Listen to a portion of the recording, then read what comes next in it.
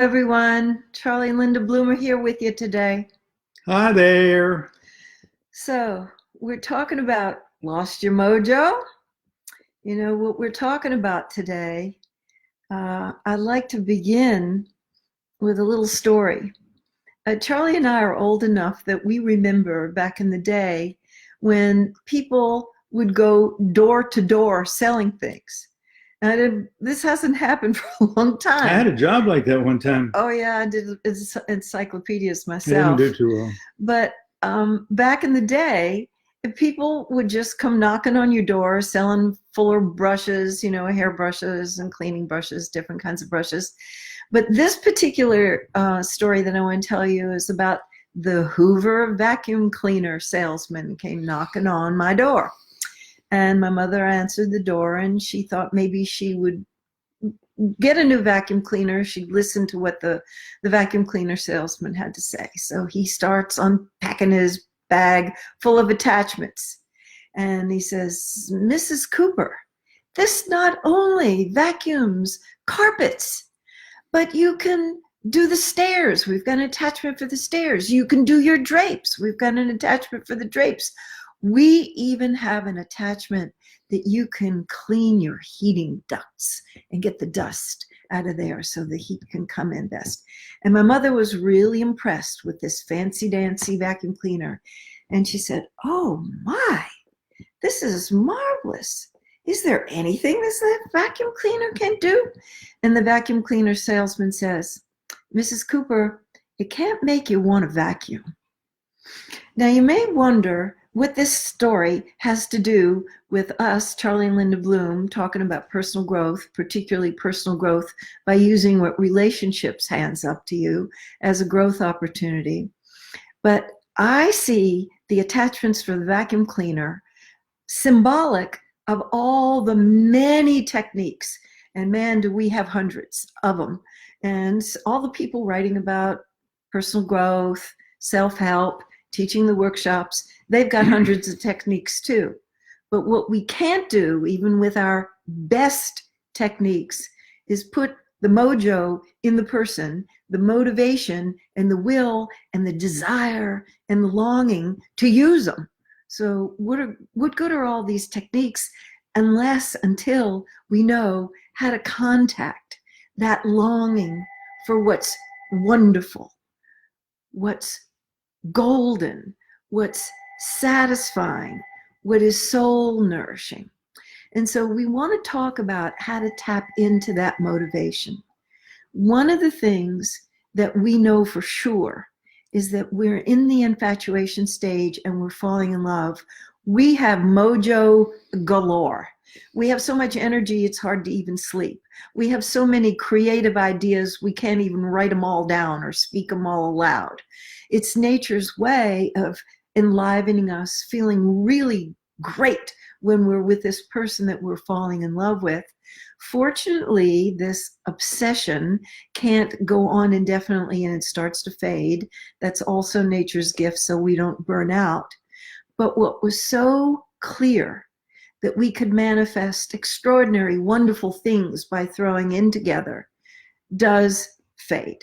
And we fall out of the stage of being illusion filled to disillusion, from infatuation to the hard crash of reality.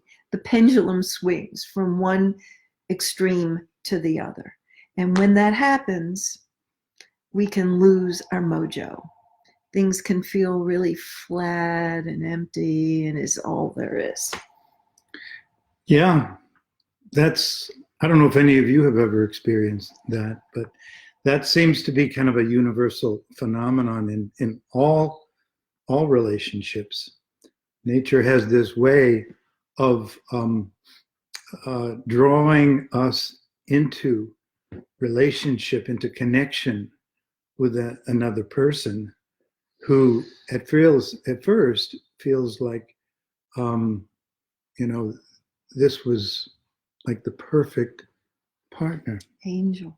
Yeah. You're sent from heaven realms. That's right. And it feels so strong we can't even imagine ever having a crossword with each other. We can't even imagine ever being angry. We can't imagine ever being disappointed or, God forbid, betrayed by this person. And yet, this is the first stage of relationship. And then there is inevitably a fall from grace, which is a disillusionment. That, oh man, this is not the person I thought he was or she was. Demon. Yeah. Demon. Yeah. And as we were preparing for this talk, I thought of a song.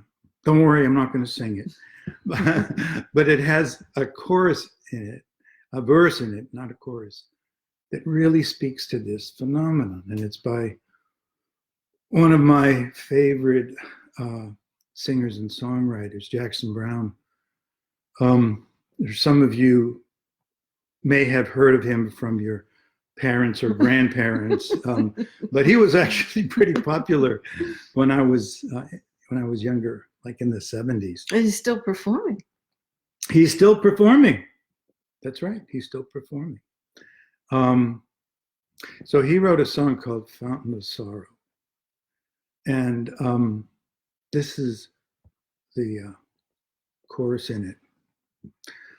When you see through love's illusion, there lies a danger that your perfect lover just looks like a perfect fool.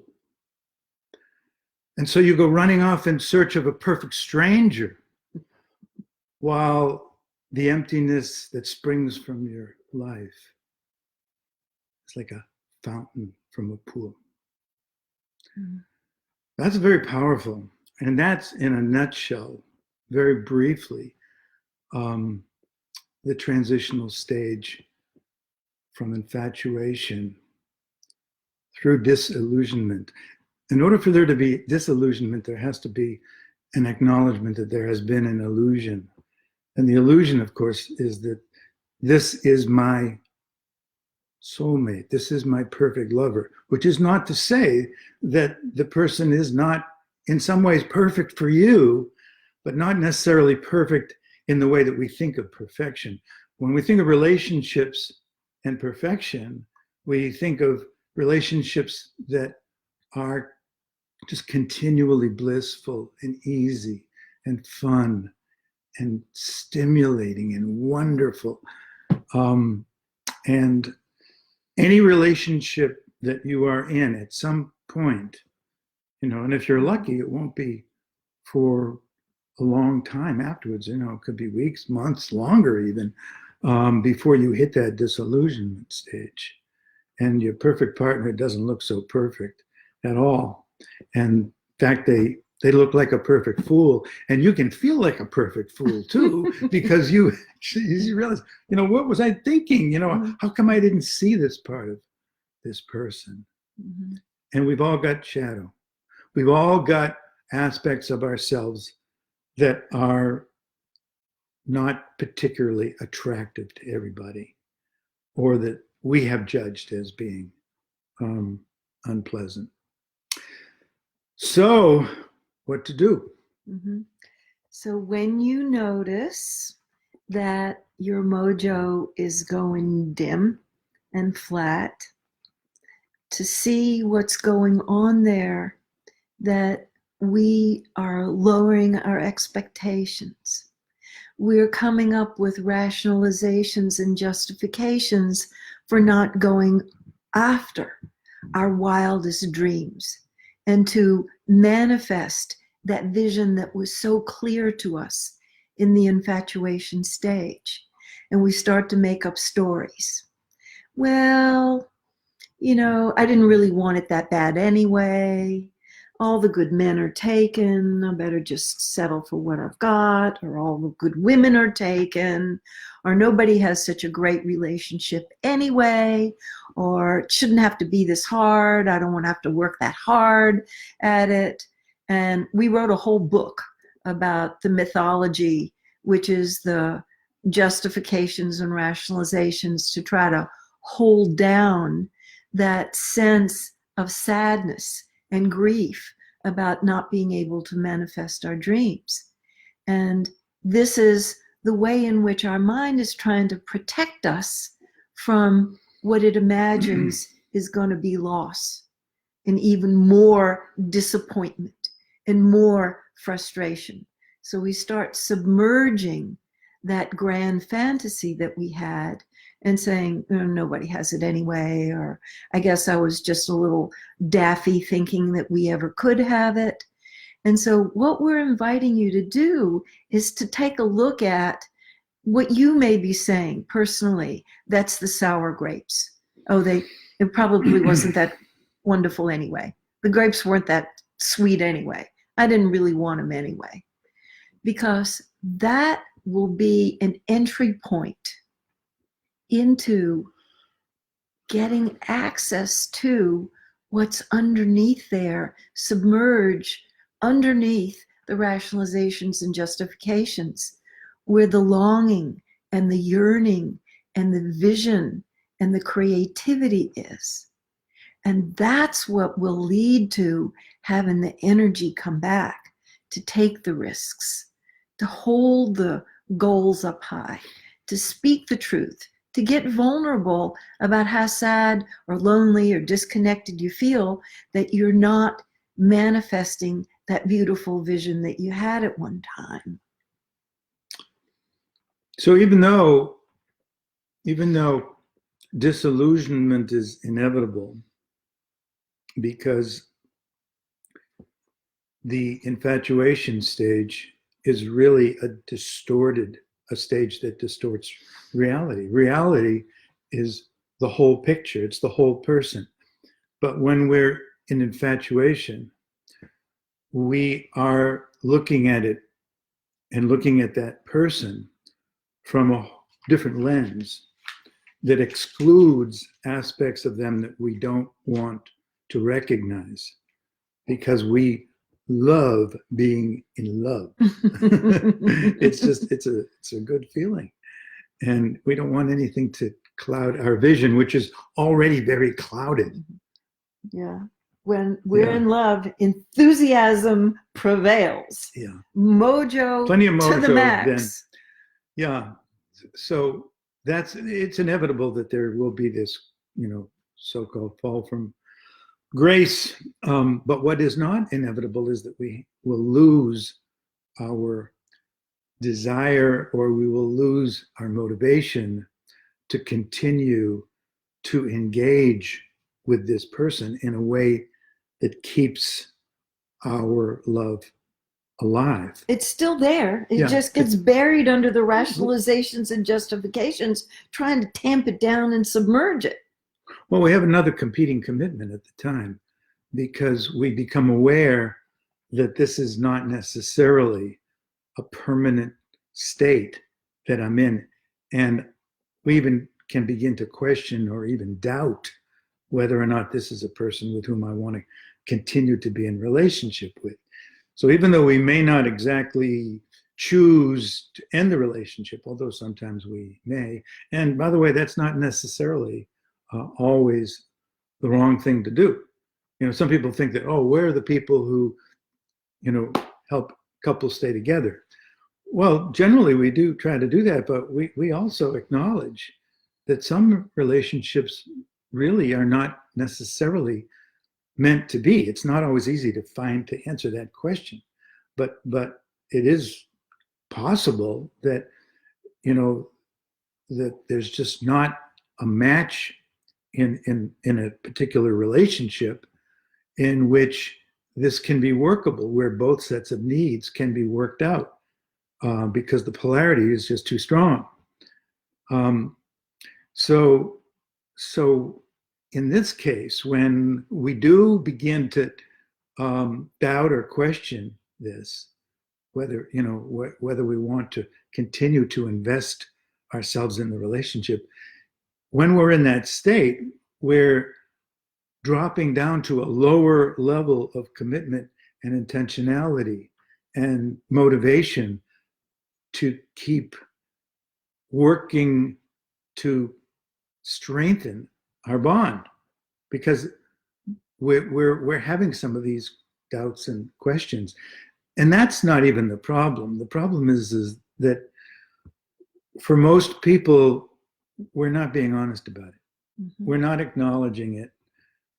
We know that there's something going on within us, but we don't want to, for various reasons, we may not be willing to acknowledge that we have some concerns, some fears, some doubts, some questions. And what this withholding of these feelings and these concerns does is it weakens our motivation even further, because the other person is feeling it, but they're not necessarily aware of what's going on. Mm-hmm. They feel that we've in some way pulled back, or we're not as available, or there's something between us that wasn't there before. So one of the things that can bring the mojo back so it's active in our life is what Charlie is speaking about. Tell the truth. Start by telling the truth to myself about the sadness that I feel that things have gone flat, that I really have this yearning inside for more.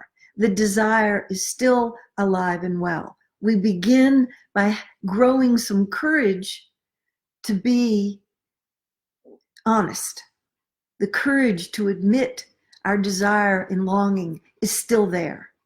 And then we can start speaking to our partner about the sadness that we feel, about the disconnection that we have from the mojo, and see whether we can't make a new agreement to enliven it by speaking about the vision that brought us together in the beginning, that grand vision, and how we may have veered off the road and how we might get back on the road, reviving some of those glorious moments of discovery when we were discovering who we were in the presence of our beloved, and we were discovering who they were and deeper levels of ourselves and our wildest dreams for our life and our romantic fantasies at that time that were the opening to the vision of what we might be able to create together, and to take those out of mothballs and dust them off and speak them aloud again. And mm-hmm. this is a season for new beginnings when we do this, that we bring the enthusiasm, the will, the intentionality, the commitment to start recreating our relationship in a new form. And it takes risk. That's why we've got to grow some courage to be able to take the risks. We're going to get some rejection. We're going to hit some blocks. We're going to have some failures. We're going to hit up against some blind alleys, and that's going to require us to develop our resilience and not to give up, and to get up and go for it again. But that is an alive process. That's not just getting by. I really like what you said about this. This isn't necessarily the catastrophe that we fear it's going to be when we first realize, oh man, my perfect lover isn't so perfect at all. And it feels, of course, like that's really bad news to have that realization.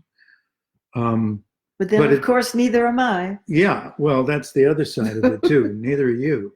And so what it is it's an opening. It's an opportunity, like the Chinese words or characters for the word crisis is two characters, one which means danger and the other one means opportunity. It's an opening for an opportunity to really go deeper into the relationship. You haven't seen all of this person before. You haven't been even wanting to see that. So even when other aspects of their shadow side would come up, we would just somehow disregard them, or we would screen them out because, we wanted to be right about, oh, this is, my soulmate. This is the person that I was born to be with. So when we get that attached to something, there's a part of us that does not want to see the whole picture if there's anything that conflicts with our image of who they are. But there's a real problem in staying in that state of denial. And the problem is that we cannot keep up the positive presentation indefinitely. The more time you spend with somebody, particularly intimate time, particularly time that you're really close together, the more difficult it becomes to conceal those aspects that, you know, we would prefer that they not see. And the longer, the harder it is for us to keep screening that stuff out. So it's inevitable. And the sooner we see it, actually, the better, because then we've got something to deal with. And when we, you know, are working with couples who have not been acknowledging and addressing and facing and dealing with some of the things that they need to communicate about with each other, and when they've been in that state of denial for a long time, it's much more difficult, and it can take a lot longer when, or even if, they can get through that to a place of greater understanding and appreciation and acceptance of the other side of that person. Because if we look at some of those things, the strange thing is that the things that we now see are perfectly awful, that we thought were perfectly wonderful, turns out that there are some incredibly positive aspects to those things. It's just that they kind of annoy us. And so we can learn how to appreciate them, and that changes the whole picture. Yeah. So I would like to leave you with a few questions that you might live in for a while that may help you to get a real good connection to your mojo. Is there a bunch of rationalizations and justifications that I've been telling myself in an attempt to protect myself from the disappointment that I might not be able to realize my dream? So I've shaved it way back. Are there people in my life who would disapprove if I told the truth and went after what my heart's desire is? Maybe my partner would be one of the people who would disapprove. We may need to risk that. Are there fears that I have that I wouldn't be able to take it if it wasn't to manifest? And so we're holding ourselves back from even making our best effort. And am I afraid that if my wildest dreams did start to come true, whoa, what would that mean? My life might be changed in a way that I might not fit with my family or some of the people that I'm friends with now. What are the fears and trepidations that we have that we may be flattening our mojo down? And then take a look and see if it's really true or it's just fear in the mind. Because sometimes a lot more, actually oftentimes, a whole lot more is available to us if we can just take a look at what is preventing us from getting really anchored and hooked up to allowing our imagination to be big and allowing ourselves to have the courage to desire what we really want to experience in this lifetime and in this partnership. You have some closing remarks on time about next week? I couldn't add anything to what you just said. Oh, thank you. I'm speechless. I like to wow you. So next week we're talking about a related topic: ways to master the art of making love last. Some people have the false impression that You mean as opposed to first? they have the false impression that the best part's at the beginning. And then it's downhill after that it just fades and it gets to be kind of friendly and warm and companionable. But the zesty love goes away, and that doesn't necessarily has to be true. So we're going to explore that with our listening audience. And thank you for tuning in with us. And we're wishing you lots of love, aliveness, and that you got a zesty mojo working for you. Sounds good. Bye.